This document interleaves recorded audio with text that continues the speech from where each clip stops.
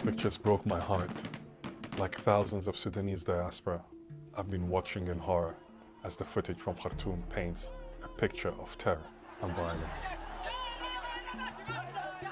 I'm Mohamed Hashim. I'm a Sudanese journalist at the BBC. In April, I went home to witness the birth of a new era. Hundreds of thousands of Sudanese were on the streets of Khartoum rejoicing at the removal of President Omar al-Bashir.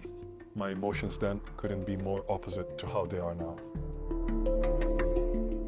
This is the former long-time dictator Omar al-Bashir. His rule was characterized by political oppression, economic depression, and war.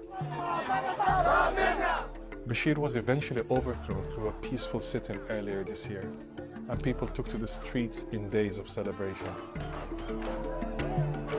A military council had promised a transition to civilian rule, but talks broke down with civilian representatives. The long-standing sit-in was brutally broken up in a day of bloody violence.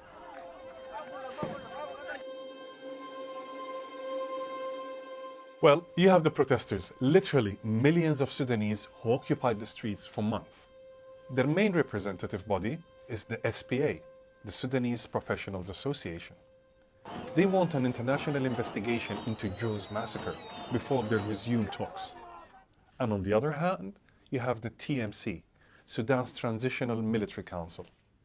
Several of the original members of the 9-person council have now resigned or been replaced. Its most powerful figure is this man, the deputy head, Lieutenant General Mohammed Hamdan Dagalo, aka Hemeti. He is a controversial figure with a bloody past.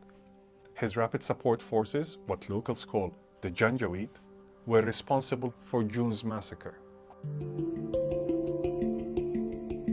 Most African and Western countries have backed the protesters.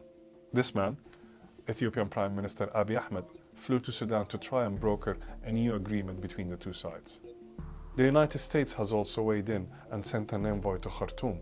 Saudi Arabia too has urged for further discussion, but stopped short of condemning the military violence, perhaps fearing the protests could inspire similar events on its own soil.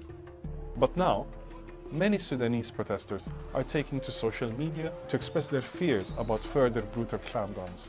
There is a very real fear that this could become very bad very quickly.